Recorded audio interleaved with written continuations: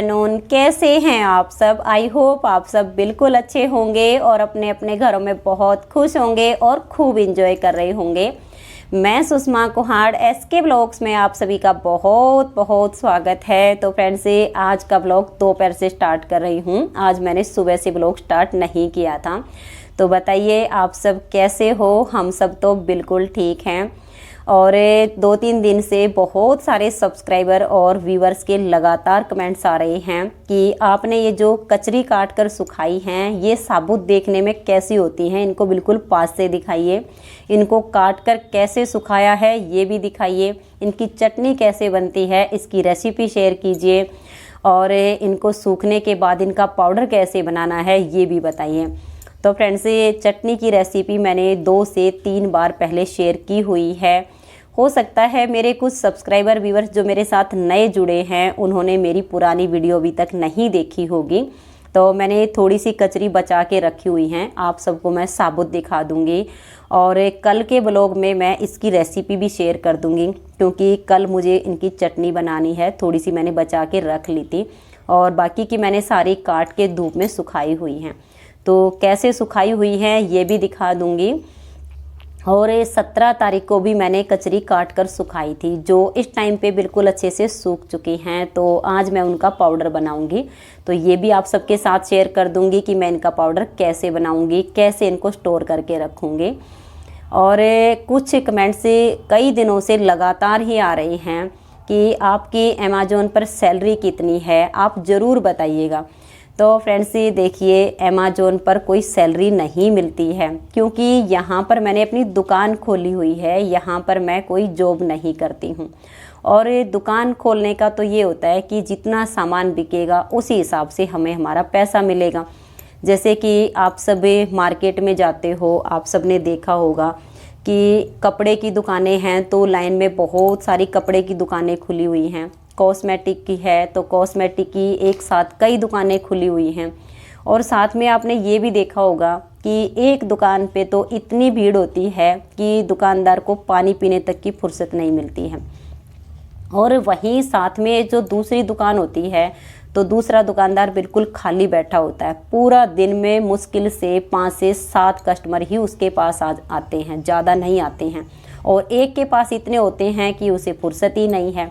तो ऐसे ही अमेज़न पर भी होता है। अमेज़न पर भी एक साथ बहुत सारी दुकानें खुली होती हैं। जैसे कि मैं ऊन का और पर्दे का काम करती हूँ, तो बहुत सारे और भी सेलर हैं जो ऊन बेच रहे हैं, पर्दे बेच रहे हैं, कोई कुछ और सामान बेच रहा है।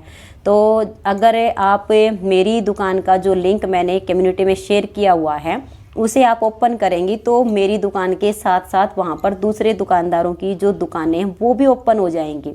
एक साथ आपको सबकी दुकानें दिखेंगी। फिर ये आपकी अपनी मर्जी होती है कि आप ऑर्डर किसकी दुकान से करना चाहेंगे।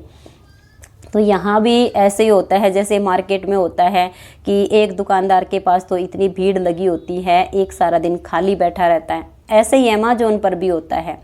एक सेलर के पास तो इतने ऑर्डर होते हैं कि 7 से 8 बंदे उसके पास काम करने वाले होते हैं। पूरा दिन पैकिंग करने से भी फुर्सत नहीं मिलती है उनको। और एक सेलर खाली बैठा रहता है, मुश्किल से 3, 4 या 5 ऑर्डर आते हैं पूरे दिन में। एक बार में उनको पैक करके और पूरा दिन फ्री हो जाता है। तो यही होता है फ्रेंड्स, यहाँ पर जिसका जितना सामान बिकेगा उतना ही पैसा उसको मिलेगा।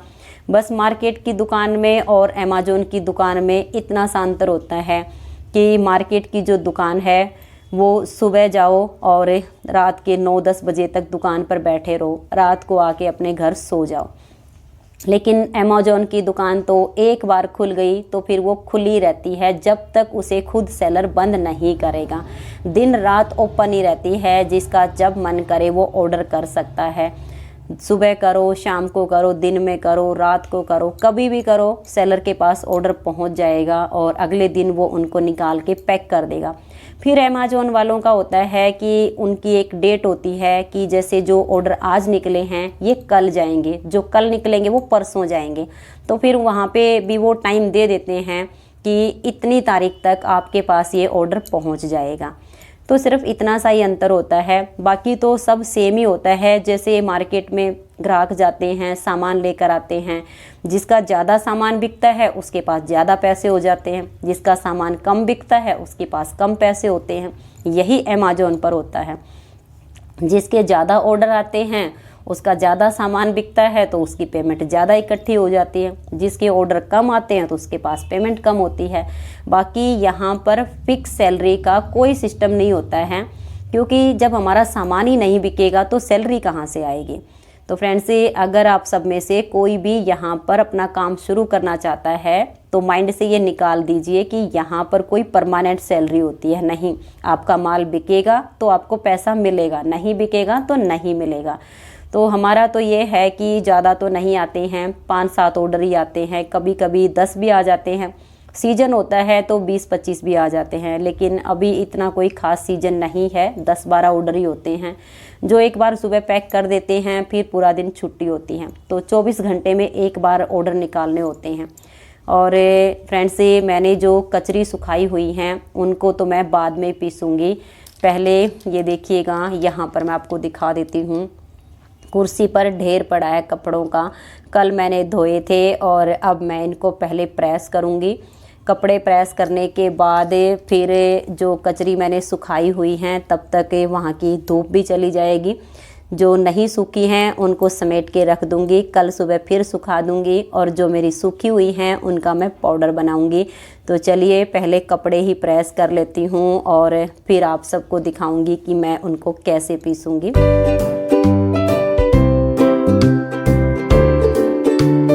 फ्रेंड्स, अब मैं प्रेस करने के लिए बैठ गई हूँ और प्रेस करने में कम से कम आधे घंटे का टाइम आराम से लगेगा, क्योंकि 9 से 10 जोड़ी कपड़े हैं जो मुझे प्रेस करने हैं। तो आधा घंटा तो आराम से लग जाएगा।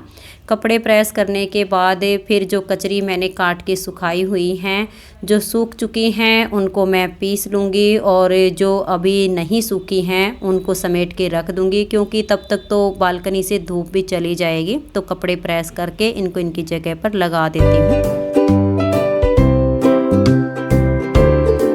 ये देखिए फ्रेंड्स, यहाँ पर मैंने ये कचरी काट के सुखाई हुई हैं और एक कचरी में से मैंने 4 पीस बनाए थे, इस तरह से बिल्कुल पतले पतले पीस बना के, और इनको सुखा दिया था। अब इनको सूखते हुए पूरे 3 दिन हो गए हैं, लेकिन ये अभी तक अच्छे से सूखी नहीं है। इसमें बहुत ज़्यादा नमी है इसके अंदर, ये देख सकते हैं। बिल्कुल अभी तो ये ऐसे गीली है अंदर से। और ये वाली मैंने 17 तारीख को सुखाई थी, आप देख सकते हैं ये बिल्कुल अच्छे से सूख चुकी हैं। तो चलिए इनका तो अब पाउडर बना लेते हैं और ये वाली अभी इनको उठा के रख देते हैं। कल सुबह फिर से धूप में सुखाऊंगी, क्योंकि इस टाइम यहाँ पर धूप नहीं है। और ये वाली बिल्कुल अच्छे से सूखी हुई हैं, तो इनका अभी पाउडर बना लेते हैं। तो चलिए फ्रेंड्स, जो हमारी कचरी बिल्कुल अच्छे से सूख चुकी हैं उनको तो पीस के उनका पाउडर बना लेते हैं। और जो मैंने साबुत रखी हुई हैं चटनी बनाने के लिए, आपको दिखा देती हूँ। ये देखिए, ये ऐसी होती हैं, मैं आपको बिल्कुल पास से दिखा देती हूँ। इस तरह की होती है, छोटी छोटी सी, बिल्कुल ऐसी। और हम तो जैसे इनको देसी कचरी बोलते हैं, और कोई कोई इनको सिंध कचरी भी बोलता है, और आप हो सकता है इनको किसी और नाम से जानते होंगे। ये सब जगह पर होती हैं और सब्जी मंडी में ये आसानी से मिल जाती हैं। और इस टाइम तो इनका सीजन है, आप मंडी से इन्हें मंगवा सकती हैं। ज़्यादा महंगी भी नहीं होती हैं, यही 15-20 रुपये किलो आराम से मिल जाएंगे इस टाइम पे। तो इनको ला के, इनको अच्छे से धो के और एक कचरी में से 4-4 पीस बना के इनको धूप में सुखा लीजिए। जब ये बिल्कुल अच्छे से सूख जाए तब इनका, जैसे अब मैं पाउडर बनाऊंगी ऐसे ही पाउडर बना के रख लीजिएगा। अब ये जैसे ताज़ी हैं, इनकी भी चटनी बनेगी और जो पाउडर बन जाएगा उसकी भी चटनी बन जाती है। तरीका दोनों का सेम ही होता है, बस ये होता है कि अभी ये ताज़ी हैं तो इसमें 1 या 2 चम्मच दही डालनी होती है। जब सुखा के पाउडर बना लेते हैं तब उसमें दही थोड़ी सी ज़्यादा डालनी होती है, बाकी सारी चीज़ें सेम ही डालनी होती हैं। तो ये देख लीजिएगा आप, ये ऐसी कचरी होती हैं और सब्जी मंडी से मंगवा लीजिएगा। बहुत ही अच्छी होती हैं, बहुत ही फ़ायदे की होती हैं। और जो मैंने सुखा रखी हैं, तो चलिए अब इनका पाउडर बना लेते हैं।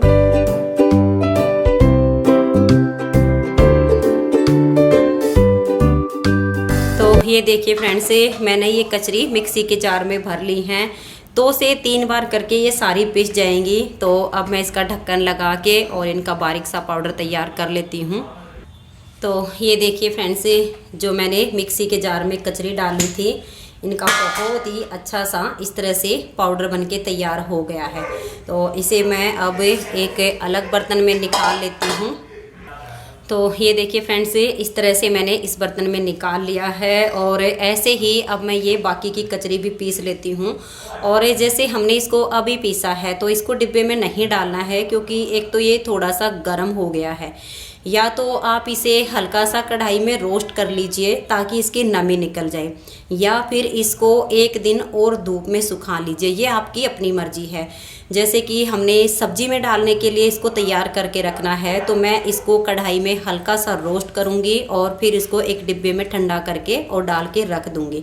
और जो स्पेशल चटनी बनाने के लिए मैं पाउडर रखूँगी, उसे मैं थोड़ा सा धूप लगवा के और फिर मैं डिब्बे में डाल के रखूँगी, तो फिर ये ख़राब नहीं होगा। और ऐसे ही पीस के और तुरंत अगर डिब्बे में डाल देंगे तो ये कुछ टाइम के बाद ख़राब हो सकता है।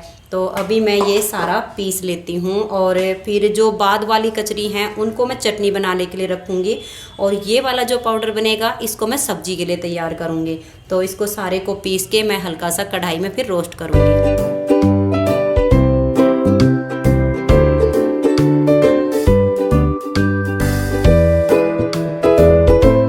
ये देखिए फ्रेंड्स, कढ़ाई को मैंने गरम कर लिया है और ये जो कचरी का मैंने पाउडर बनाया है ये मैं इसमें डाल देती हूँ।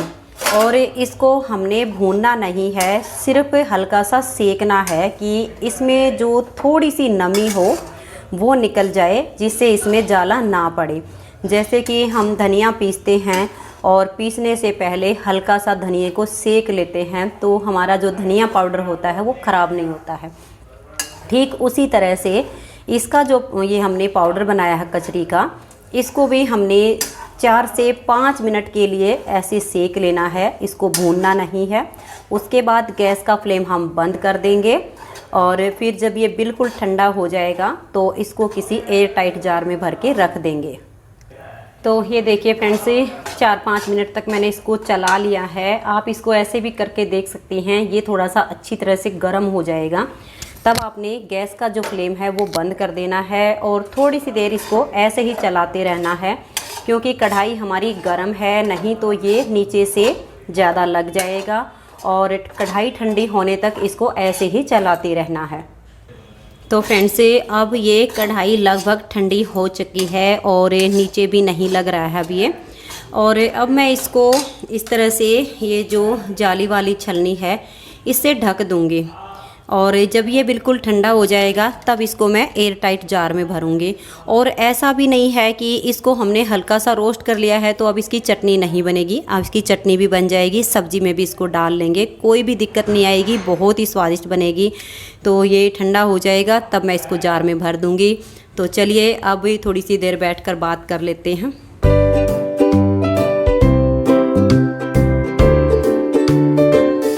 तो फ्रेंड्स, कचरी के पाउडर को मैंने ठंडा होने के लिए रख दिया है। जब ये बिल्कुल अच्छे से ठंडा हो जाएगा तब मैं इसको एक एयर टाइट डिब्बे में भर के रख दूँगी। तो ये पाउडर साल भर भी ख़राब नहीं होता है। और जो मेरी बाकी की कचरी बची हुई हैं उनका भी मैं इसी तरह से पाउडर बना लूँगी। और जैसे मैंने पहले कचरियों को पीस लिया है और बाद में पाउडर को रोस्ट किया है, अगर आप चाहो तो पहले कचरियों को रोस्ट करके और बाद में इनका पाउडर बना सकती हैं। जैसे आपको आसान लगे ऐसे कर सकती हैं।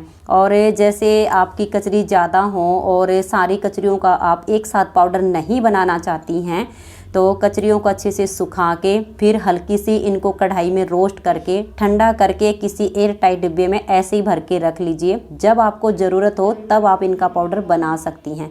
जैसे आपको अच्छा लगे वैसे कर सकती हैं, 1 साल तक भी ख़राब नहीं होती हैं।